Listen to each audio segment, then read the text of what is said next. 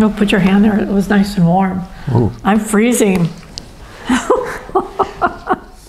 Brr, I'm cold. It's 71 degrees inside the house, and anytime it gets to that temperature, I'm cold.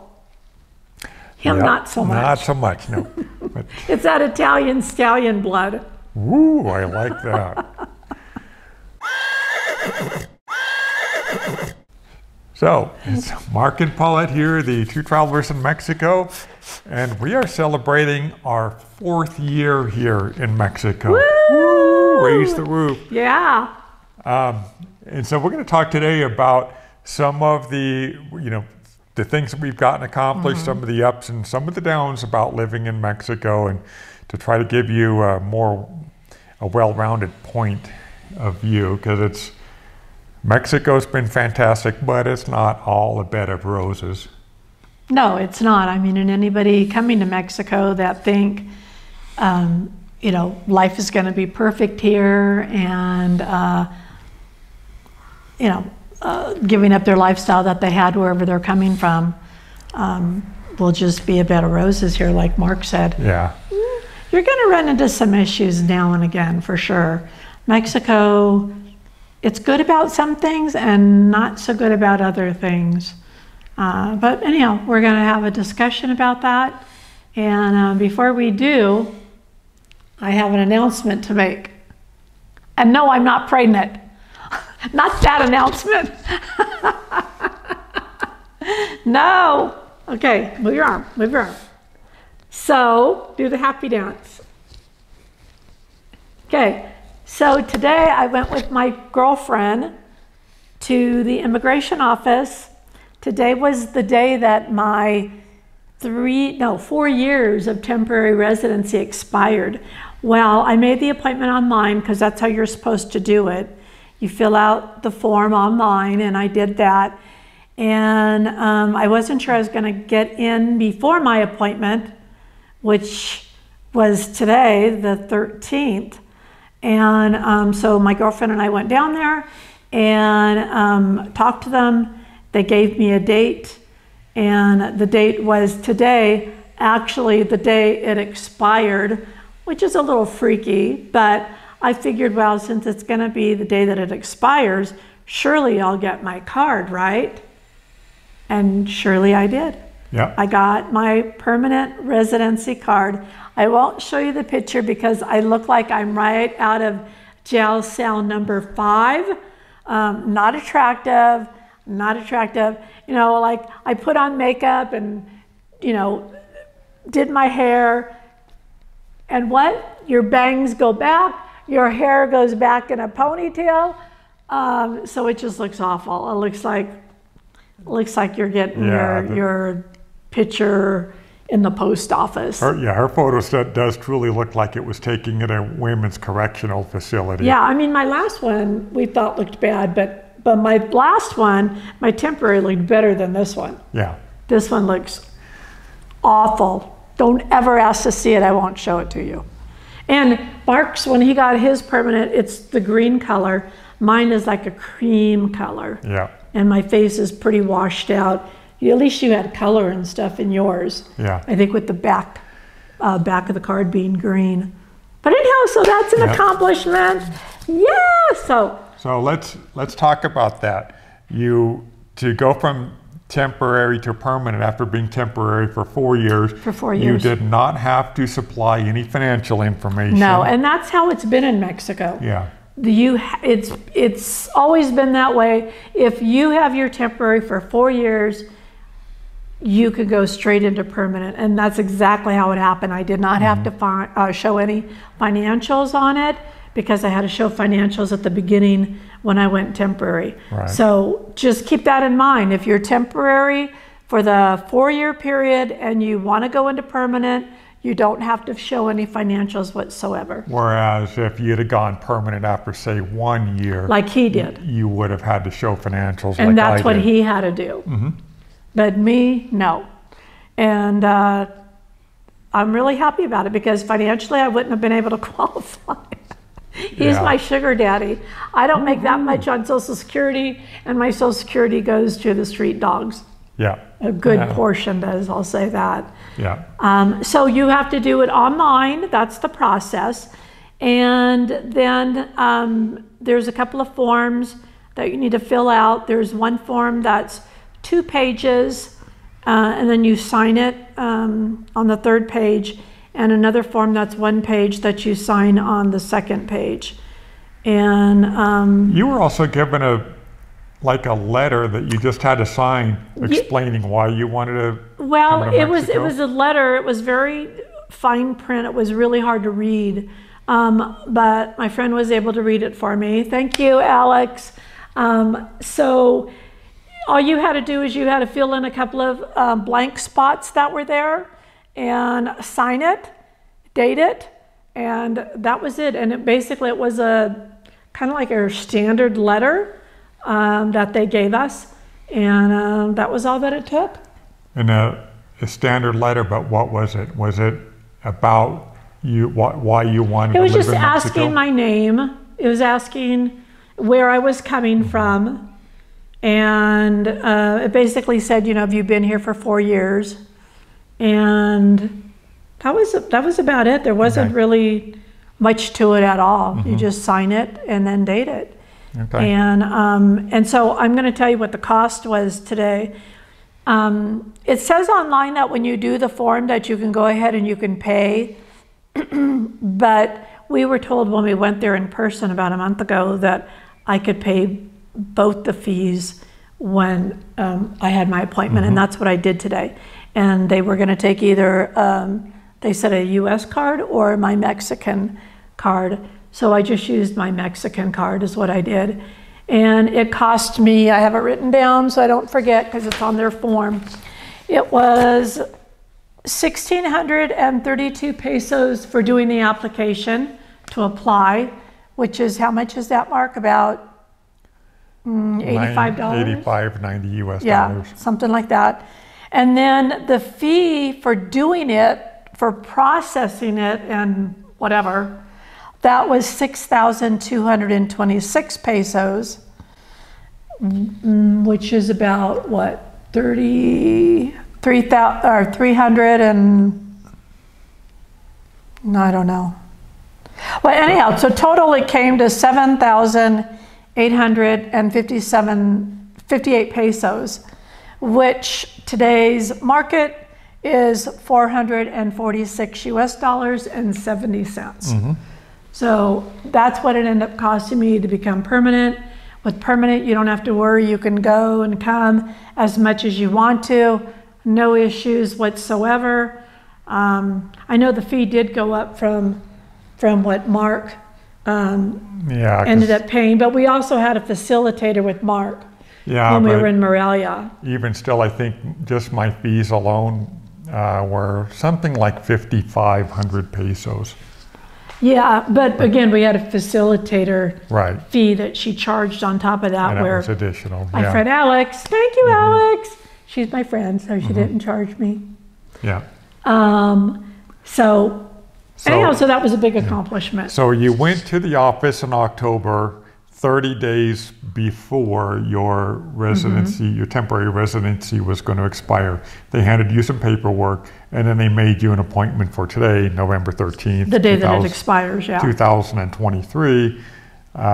You went there, you had an appointment at 11 o'clock, and basically you were done and out of there probably by about 1 o'clock, right?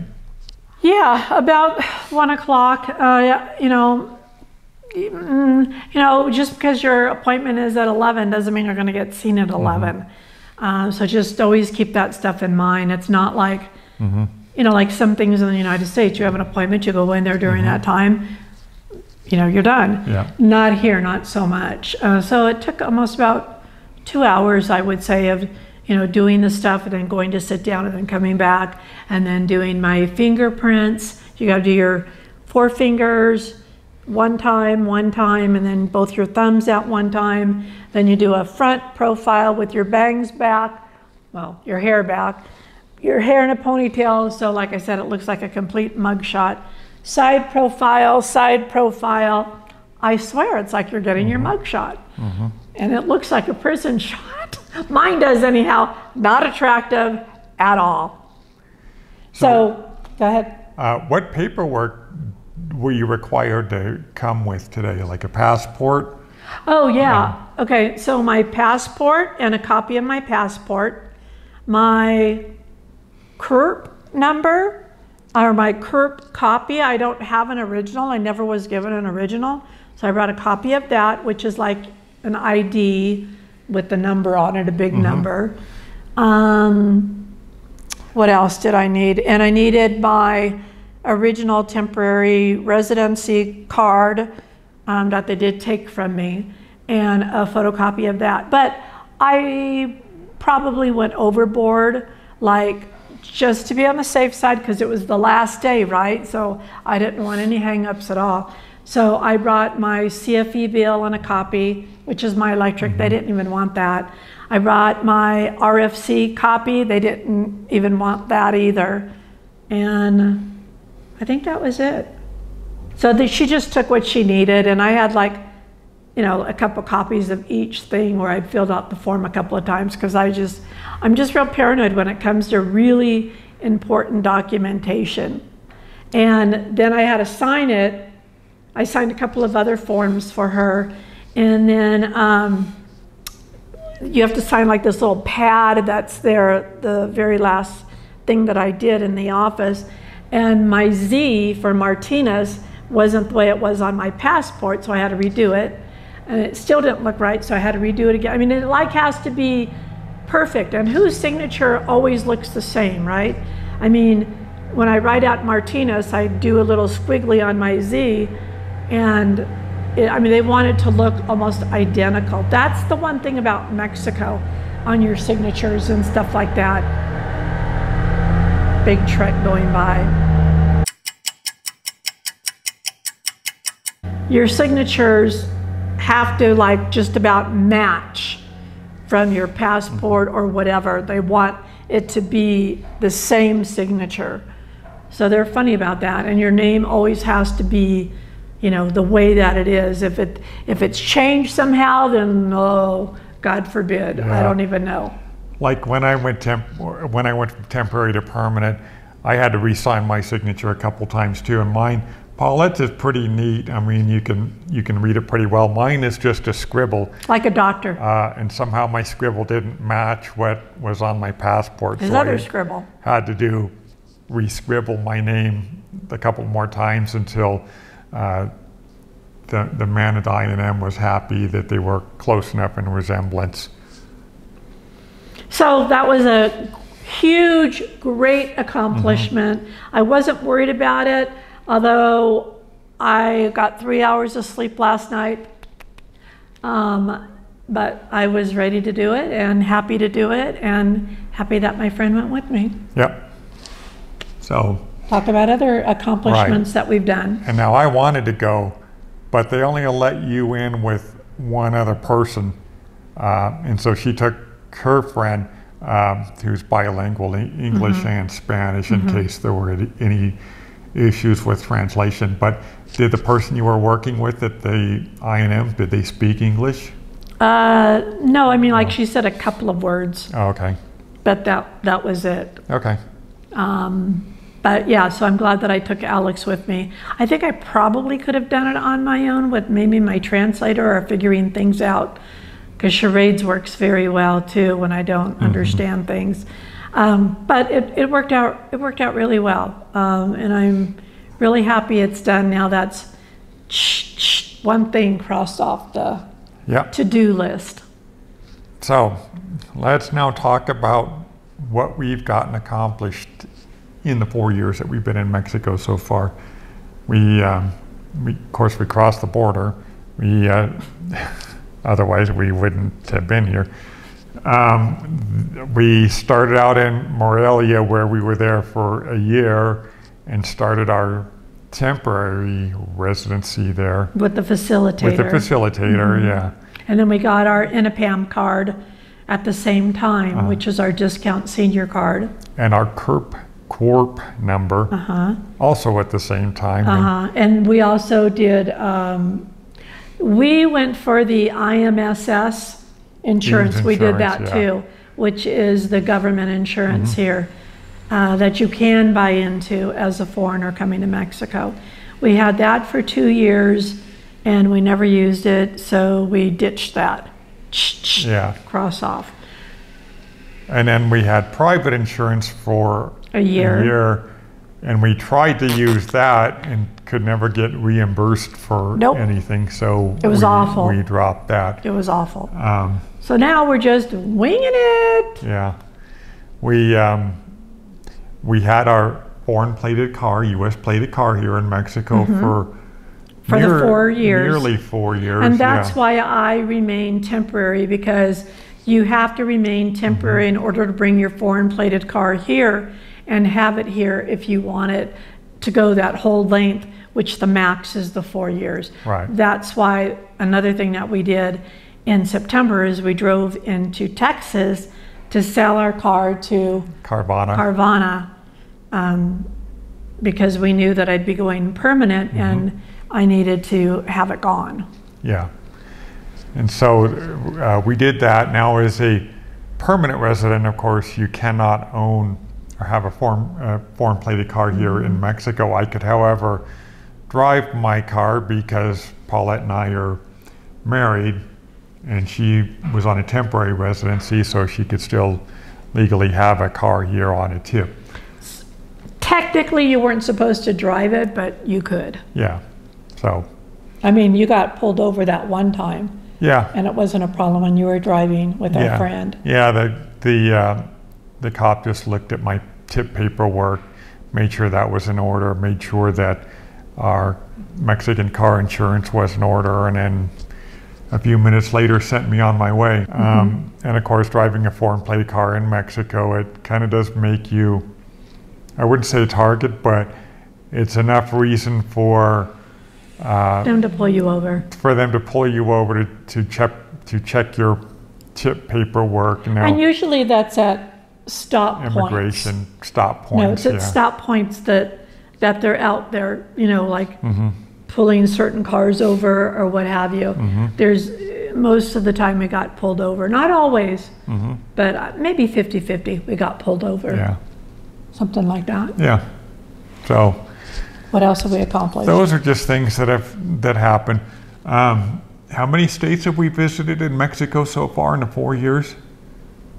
Is it 17? I think you counted? I think it was 17 when I counted last. So we still have 15 more states to go. We want to visit all of the states at some point. Right, that's our goal. That's our goal. Yeah, we got our Mexican driver's license. That was another cross off, done. Yeah. However, I realized that mine had expired. Yeah. When I registered my car and I showed them my Mexican driver's license, and I thought it expired like today, the day that my temporary residency expired. No, I was wrong. It expired before that.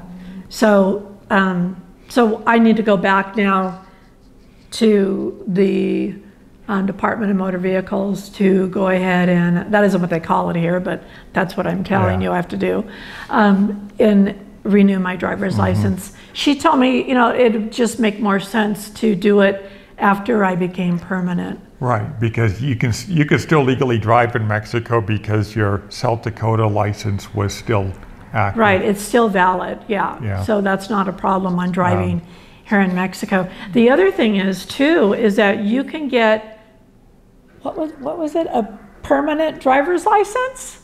Yeah, where you never have to reapply. Yeah, it's a permanent driver's license, so I'm gonna look into that. Yeah. Alex, come on, let's go. So I'm gonna go.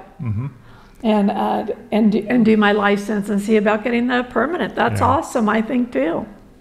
So when we got a driver's license, you were just given like 1 year, but that's because I think you were on a temporary residency, where I was given 4 years. Well, I think I only had 1 more year to go when we got it. Yeah. And that's why. Right, and so they gave you 365 days from the date that we applied for it.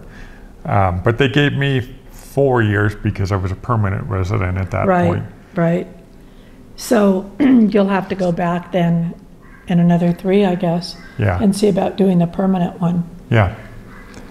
Yeah. So another thing we accomplished recently is we bought a new car here in Mexico. Right. We got a Mexican plated car.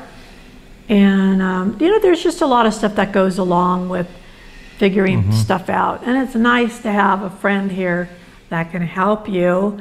You know, I mean, we have stumbled ourselves on doing a lot of things. Like when we needed to renew our IMSS insurance, you know, we stumbled and we did that. Yeah.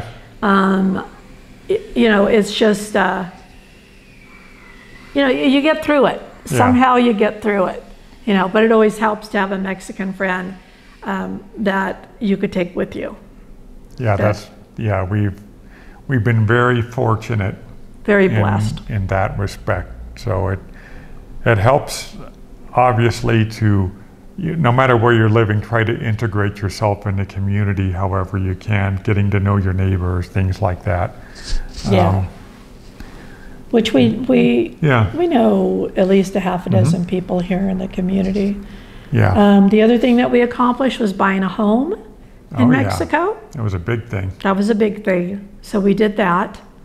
And that was an interesting process, because if you're a foreigner buying a house in Mexico, assuming it's not within the not near the border or not near the ocean where you can actually buy the property. Or you lease it, I think. Yeah. Don't you? If you're near the ocean, near the beaches. Or near the border, it's like within, a 99-year lease or something. Yeah, 99-year lease. However, we are not in those areas. Right. But we still had to get approval from the Mexican government to be able to buy a house with the land that the house sits on. And it wasn't that we were both approved at the same time. One got approved like a week or so before the other one. Yeah. But I mean, it still got approved. Right. And yeah, that's the thing. If you're a couple, both of you have to be approved. Paulette got approved first, and my approval came about a week later. And that whole process took about a month at the notaria office, which is kind of the equivalent to an escrow office in the United States. But they handle all the paperwork for us, and we went there with our real estate agent and the contractor, or representatives of the contractor were there. And who we were buying the home from. Right, and we signed a bunch of documents and stuff, and then just after that the waiting process began. About a month later we got the word that we had both been finally approved to buy the house, and so we went in and finalized the paperwork, wire transferred the money from our account into the contractor's account. With the clave number. Yeah, with clave number and all that. And so after that, we were owners of the house, which is, as soon as you make the agreement to buy the house, it's like you get a 1-year warranty, but that warranty starts on that day, even though you have to wait for a month or whatever to be approved. By the time we got into our house, we only had 11 months left on our warranty. Right, and that's crazy, because in the United States it doesn't work that way. It's like when you close escrow, when escrow closes, that's when you go ahead and you own the home. Here in Mexico, the way that they did it is once we signed, it started. Yeah. Which we weren't even in the house, and then we had work done, so we weren't even in the house. Yeah. We weren't even in the house for like a whole month. Yeah. So 2 months goes by, and you know, so we have 10 months left. But you know, our contractor, well, that's a whole nother video. Yeah, that was. Yeah, that was not. Our contractor wasn't good, I don't think. I mean, there were just some shortcuts taken on the construction of this house that you don't discover. And this house was already built. Yeah. It was a new house that was standing. It was during COVID time. But the quality is not very good at all. Yeah, and unfortunately, you don't discover some of that stuff until a year later or 2 years later, which is kind of what we discovered in a couple of cases. And so, you know, the warranty is long gone by then. Well, we did have some water leak issues with the water coming in when it rains real hard, and that should not happen coming in through our sliding door right here, as you could see the light. That should not happen ever. It should be sealed properly, and the door should have been put in right. So I think 2 or 3 times under warranty we had them come, but you know what? They basically just band-aid everything the cheapest way that they could. We had this wall that's behind me down towards the bottom was kind of bubbling, remember? Yeah. And so they fixed that. Well, okay. Then we had another area in the guest room where the wall was like bubbling and peeling and stuff. They fixed that. Well, we've been here 2 years now. Contract was only good for 1 year, really 10 months that we were in the house, and it's bubbling and doing everything again. This wall behind me had an issue where up on the balcony, the drain had like the PVC pipe was a gap. Right, the PVC pipe didn't go all the way to the top. There was a chunk missing out of the cement that was beyond where the grate is that blocks leaves from going in that we couldn't see. And so water came in through that rather than running down the PVC pipe, and then caused this wall to bubble up because cement is porous. Water comes through it. The paint was latex, so it just bubbled up behind it because it couldn't penetrate through the latex, and it looked awful. Like up here it had happened, and it was getting worse, and it was getting worse. So that's why we decided to have somebody come in and fix it for us, and also fix the drain system. So fingers crossed, let's see how that all goes. Yeah. Because I don't know if people are even licensed half the time. Yeah. You know, there's really no warranty. I mean, people say that they give you a warranty, but do they really? Are they going to really stand behind it?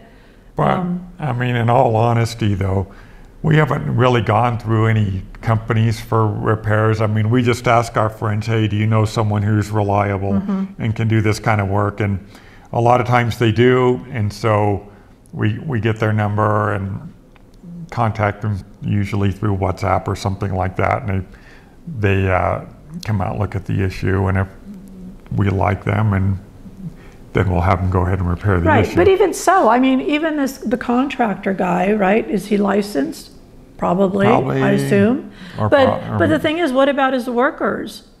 Yeah. How good a quality work are they doing? And there's no, let me tell you, there is no like foreman or supervisor or whatever, like looking things over to make sure that the structure was done the way it was supposed to. The electricity was done the way it's supposed to. None of that is even looked into. It's like, okay, they're done. Okay, next. Now what? Now we're going to call in to do the next thing. Yeah. But nobody checks it. And I mean, that's different than the United States. In the United States, you have inspection after inspection after fees. And they come in and sign off on the paperwork. The inspector signs off that something is complete satisfactorily or it's not, and then it has to be fixed. Right, I mean, and that's a good thing versus what could go terribly wrong in Mexico. Just saying, I mean, can you have some problems still in the United States? Of course you can. I have a friend that lives in Texas, and she bought a brand new house, and oh my gosh, it was just awful in the laundry room. It was that pipe that was leaking, and they had to take, just do all kinds of stuff. It was a mess. But it was covered through the warranty or whatever, because she just bought the house. I don't know.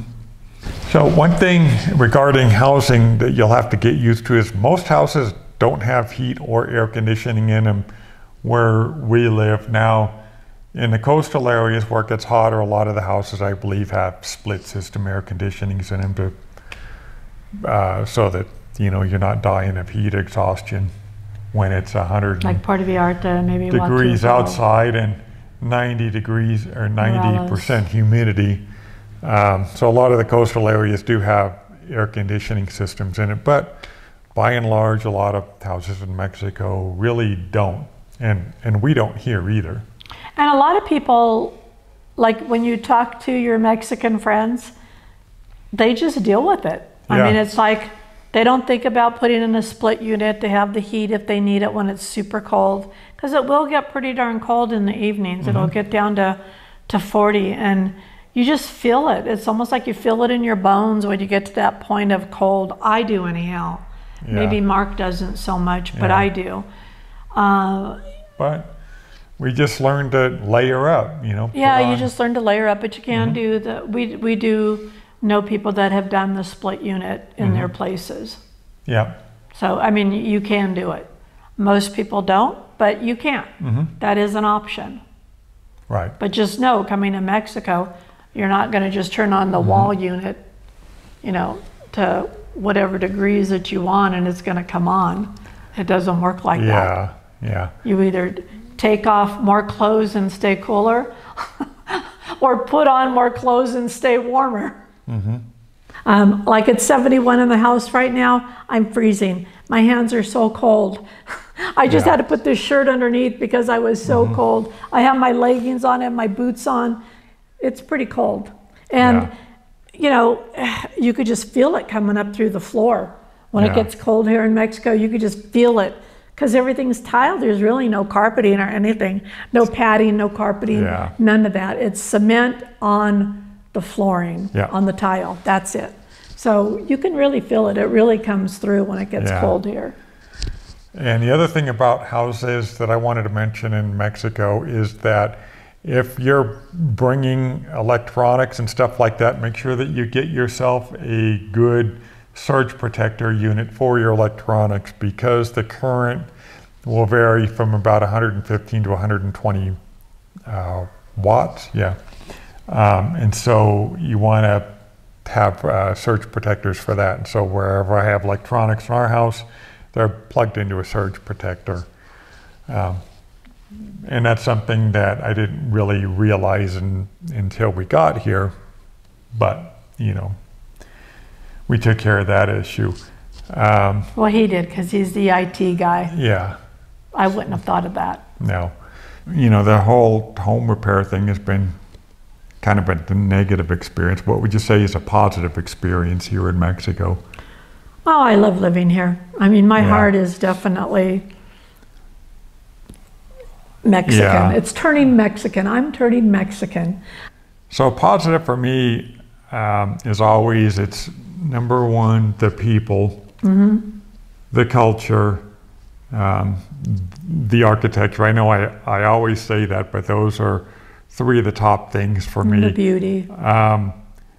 You have probably more freedom here in Mexico in terms of regulation than you possibly do in the U.S. And one of driving those for sure, because there really isn't any traffic enforcement that we've seen, and people get used to that. They drive the wrong way down one-way streets. They if you pull up to an intersection and the light is red, if no other cars are coming, they'll just go right through the intersection even though the light is red. And sometimes there's a cop at the other end of the intersection, but they don't pull them over, write them a ticket or anything. No. And the other thing that happens a lot too is when you're in a left-hand turn and the next lane goes straight, and like there might be two other lanes, the car that's next to you to go straight, a lot of times they'll just pull right in front of you when you've got the green to turn. They'll just, they'll be quicker on the gas and make a left-hand turn right in front of you. But you got to be really careful, and the roundabouts are just wild. And you don't see people getting speeding tickets or anything. No, you really don't. That can be both good and bad. Good and a bad, because you don't really get traffic tickets here.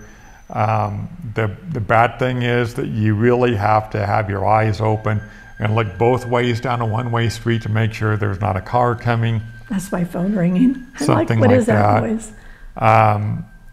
And when you're driving in a roundabout, what they call a glorietta here, a lot of times the car on the very inside of the lane will just make a sharp right-hand turn in front of you, even though you're on the outside lane. So you got to be prepared for that and get on the brakes quickly. Hope the guy behind you doesn't run into you. Yeah. But that's the way they roll here. Motorcycles are past you both on the left and right at the same time. Now I got to say, highway driving, when we've done some long drives, driving to another state or something like that, it's pretty good because your slower cars will stay to the far right, like on the, almost like the shoulder of the road. Yeah. So, you know, they'll just do that if they see another car coming that's going faster than 35 miles an hour on a highway. You know, they're pretty good about pulling over, like Mark said, driving on that whole strip. Sometimes they'll just drive on it the whole time. And big semis are pretty good. They'll give you the signal. They'll turn on their blinker to let you know that it's clear to pass them. Yeah. So, I mean, they do got some cool things on the highway that happens. Yeah. I mean, there's all kinds of different speeds on these highways, let me tell you.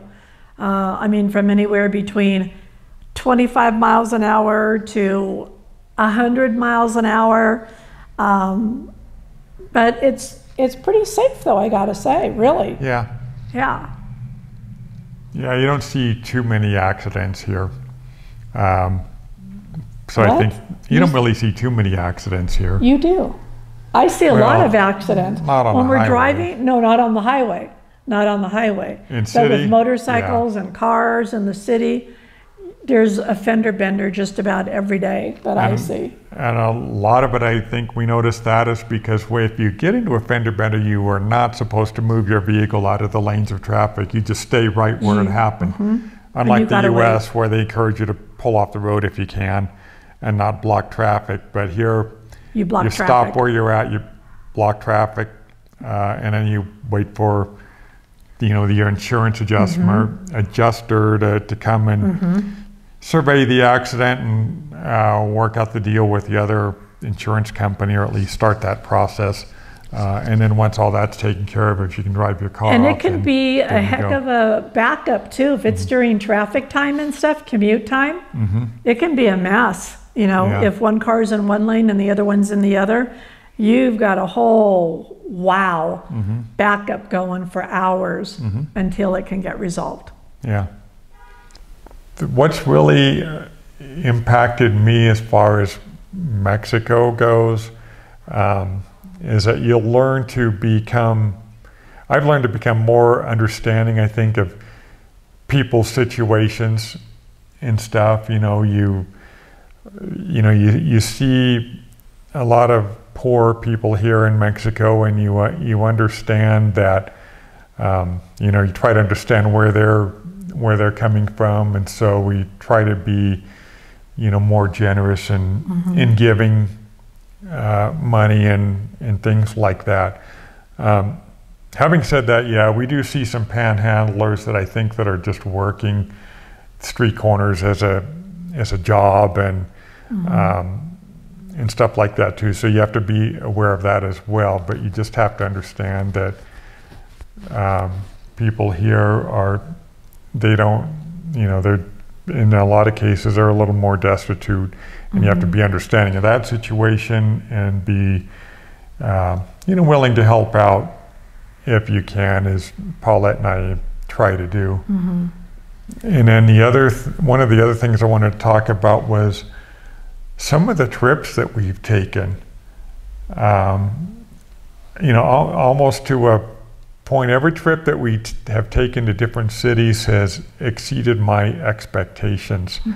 Like Durango, Puebla, Oaxaca, a lot of those places are just amazing places to visit. And if you get there to any of these places, make an effort to learn about the city, learn about what their you know, what drives that city. And in a lot of cases in Mexico, a lot of these cities were built around some mining operations and stuff like that, and just appreciate the different kind of artistry that goes on in each of these different places, because they're all known for different things. And a lot of them are known for a certain dish. Yeah. And so try that dish that that town is known for. But I will say that for that state. For that state, yeah. And you'll have an enchilada, say, in San Luis, where we live, and you'll go to another state and have an enchilada there, and that enchilada will taste completely different. Or micheladas, too. Or, well, yeah. My favorite, new favorite drink. It's just how they prepare it. Micheladas, yeah. It's just how they prepare it, I think. And then another one of my personal favorite trips was our trip to Tolantongo. I was just thinking about that, was, that was awesome. If you guys ever get a chance, do that. Yeah, it's just an amazing experience. Again, beyond whatever expectation I had of it. One of the other things that I really appreciated about Mexico is just the overall friendliness of people. I think, you know, it's people take the time to come and talk to you, and they're always curious about where we came from, what we're doing here. The assumption is we're tourists, but we're not. We live here now, and so a lot of them get pretty surprised when we go, "Oh no, we live here. We have a home here." Like, what? Yeah. You know, which is nice, and then they're like, "Oh, well, welcome to my country. You know, thank you for coming." And right, and it's always like a heartfelt welcome to my country, and thank you for coming too. It's not just something they're saying out of any kind of obligation. Yep. And I think in the time that we've been here for 4 years, we only had one situation, and that was when we were driving to Texas, where I got pulled over. Yeah. And told that I was speeding. And I was not. There was a lot of cars that were going way faster than I was. I was not speeding. Anyhow, for extortion. Yeah. And what are you going to do? You know, you're in that situation.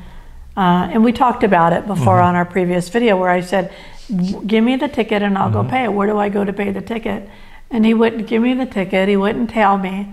And he just wanted, what was it, 2,000 pesos? 2,070 pesos, which is, we later found out when we talked about our experience, some other people have said that they had been charged that too for driving in Nuevo Laredo. And the only issue was, that I can think of, is we were driving a foreign-plated car. Foreign-plated car, yeah. I'm assuming.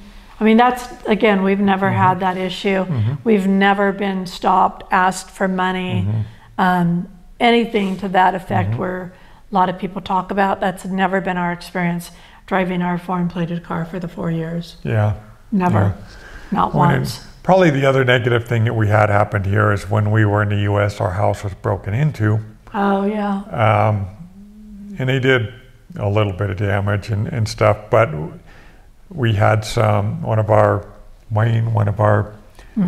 expat friends and stuff, and one of our contractors came and fixed the situation while we were on our way back.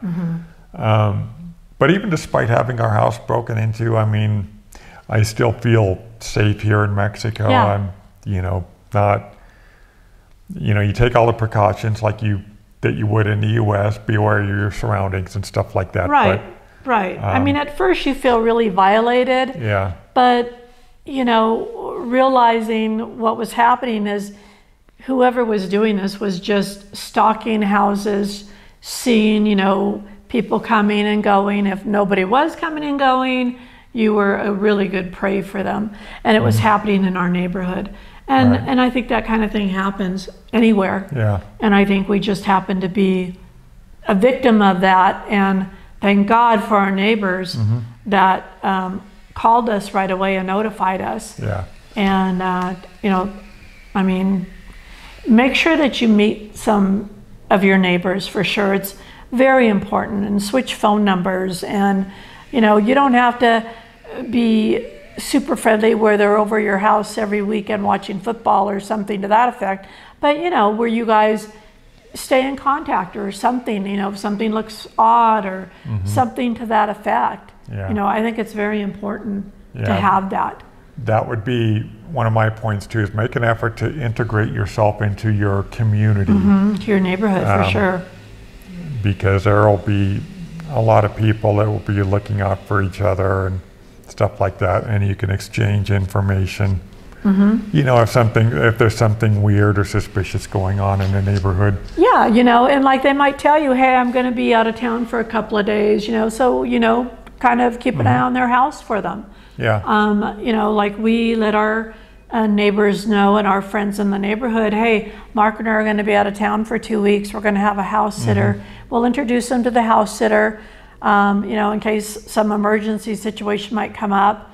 You know, they have a list of contacts on my refrigerator, but you know, that way they know, you know, this person, if they see them on the street or something, oh, that's their house sitter, you know, they're out of town, and you know, it's just a nice thing to do. And I think, I don't think that happens very much.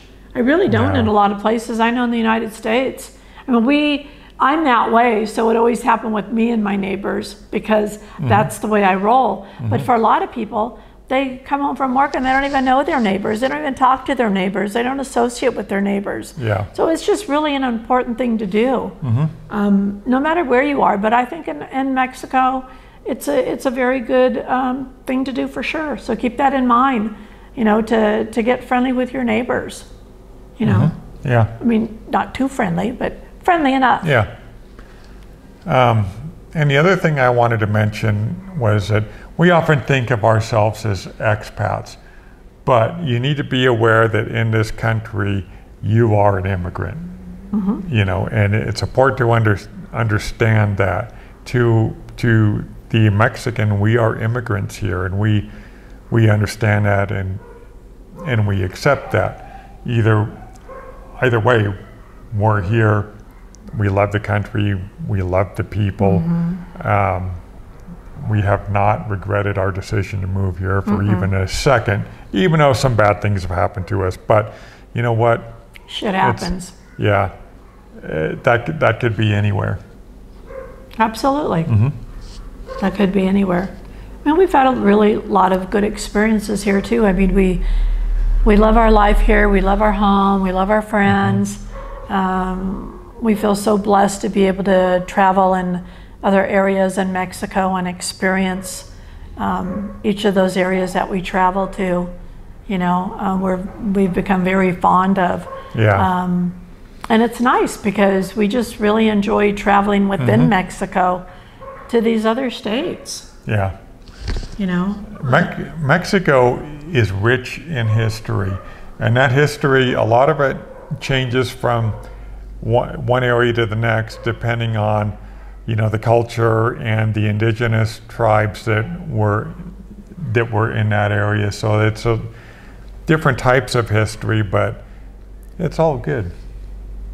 Yeah, I mean, I wouldn't change my life at all. I mean, I have no regrets moving here at all, like Mark had already covered.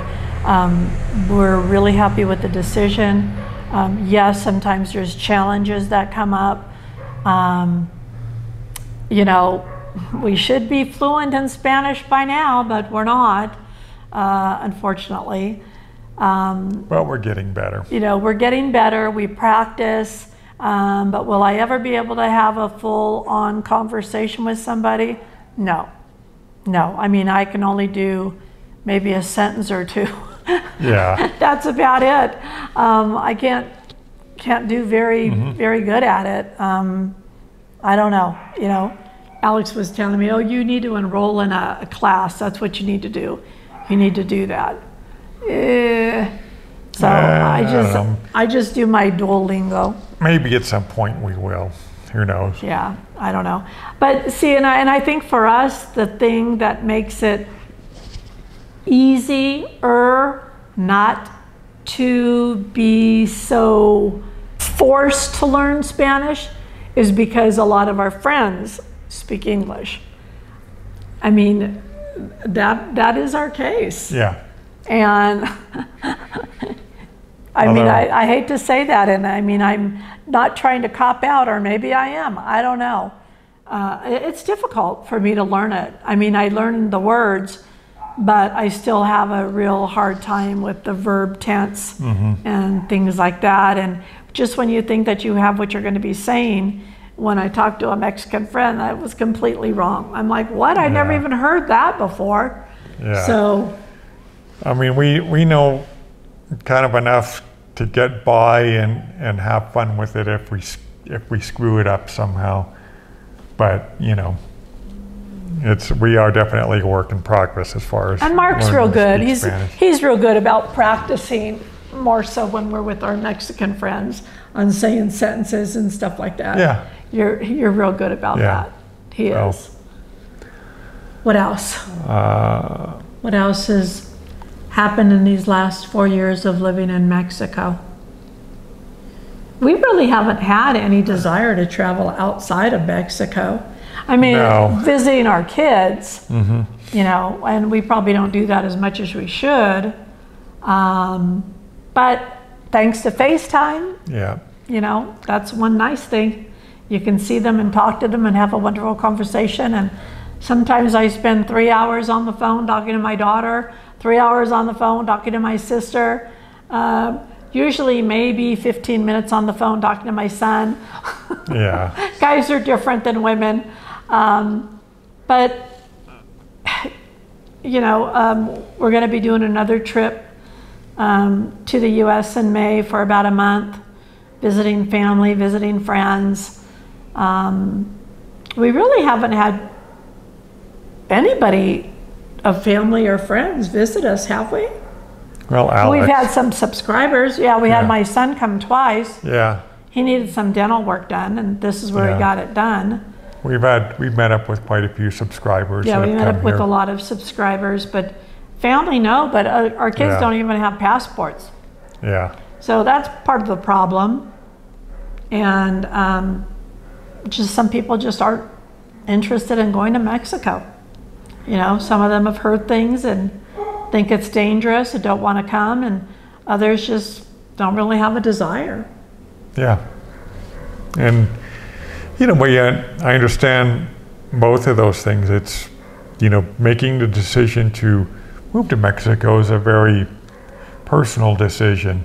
You know, for me, I would say that I feel as safe here as I did in the United States when we lived there. Even though our house did get broken into once, thankfully we were not here. But then maybe if we were here, our house wouldn't have gotten broken into. But, you know, that's just the way it is for us anyway. But I don't think we've ever felt unsafe. Yeah. I mean, can you think of a time? I mean, we've walked home, you know, late at night too. Well, 10:30, 11:30 at night. You know, we've been in, you know, the center part of San Luis Potosi, and we've seen the women just by themselves walking their dogs late at night. 10 or 11 at night. We see families in the parks and stuff. 10 at night, 10, 11 at Hula night. hooping. Yeah. Riding skateboards. Riding the making electric out, cars. young kids. You know, families riding those little car things that they can rent there at the parks and stuff. I mean, it's very family oriented, late hours at night. That is, and that's one of the things. I mean, Paulette and I are older, some of us older than others. But Mexico is a very family oriented country. It is. And that's one of the really nice things that I like about Mexico is that they are very family oriented. You know, they take care of their own, basically. Yeah, like not a whole lot of people go to nursing homes or, you know, places like that to live out their lives. grandparents and parents as they get older. They usually stay within the family. That's pretty common here in Mexico.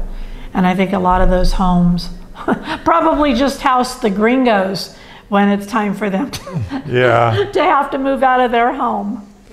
Yeah. Right? Maybe so. What else can we talk about? Mexico does have a water shortage. Some places more so than others. Yeah, the water shortage is worse in the northern central part of Mexico, which is where we're at. In southern Mexico, in states like Chiapas and stuff, it's not an issue. They get more rain there, so they don't have a water shortage. But here in the northern central highlands of Mexico, yes, we are dealing with a water shortage here. We are. So we just try to do our part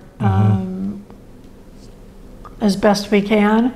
If we're not going somewhere, we don't take a shower that day. We take it the next day. We have a garbage can in our shower to collect the water. But we've had a couple of good rains these last several days, so that's good. We really need it for sure. Yeah. Oh, another thing that took a little getting used to is the rainy season here for us is like June to like September or October, whereas where we came from in California, that was the hottest time of the year and you never saw any rain. And the rain would come in. Excuse me, it still does get hot here though. Are we keeping you awake? Sorry about that. Well, yes, actually last night I didn't sleep very well. I got 3 hours of sleep. Yeah. But Paulette is right, it still gets warm here during that time of the year, but it could like be... a tropical rain. Yeah. Is what it's like. Like if you've ever been to Hawaii, kind of like Hawaii, that tropical kind of rain, you know, like even if you get rained on, it doesn't really matter. The sun will come out in a minute and you'll dry off and not a problem. Yeah. And another thing that we've had an issue with in Mexico is the cold. The cold. It's a little chilly today. It is. It's 69 in my house. It was 66 yesterday, so that's why we got the sweatshirts on. Yeah. But other than the cold, we've had an issue getting a bank account and keeping it open. Now we went to HSBC, we had an account there for 6 months. They closed our account 4 times without even really giving us a reason why they closed our bank account. Next up, we went to Citibanamex, and they took all of our information. We filled out everything to open a bank account, and then they, for whatever reason, never completed the process. Well, it was weird because we had the money to go ahead and deposit right then and there when we opened the account. However, they told us that we had to wait like 10 days. Yeah. That I guess somebody would come to our house or something to verify where we lived, which never happened. Yeah, we waited the 10 days, nothing ever happened. He said wait 5 more days, still nothing ever happened. It was weird. So then we went to Santander to attempt to open a bank account, but their system would not recognize my CURP number, which all the other banks had no problem. Yeah. So that actually never went anywhere. So then we wound up at Intercam Bank, and things have been fantastic there. Their service is great. Everything's worked out well for us. We've used the card many times. Yep. So that actually has worked out pretty well for us at Intercam. So that was another accomplishment that we've done in 4 years. Yeah. Yeah. Taken us a while for that account, but we got it. And just know that, like, we've gotten some things accomplished in Mexico. If we can do it, anybody can do it. So if you have any questions about our time and our experience here in Mexico, or maybe there's something that we haven't covered that you're interested in, please feel free to leave a comment below, and we'll try to answer it to the best of our ability. And until then, from the 2 travelers in Mexico, what she did. Bye, guys. Bye.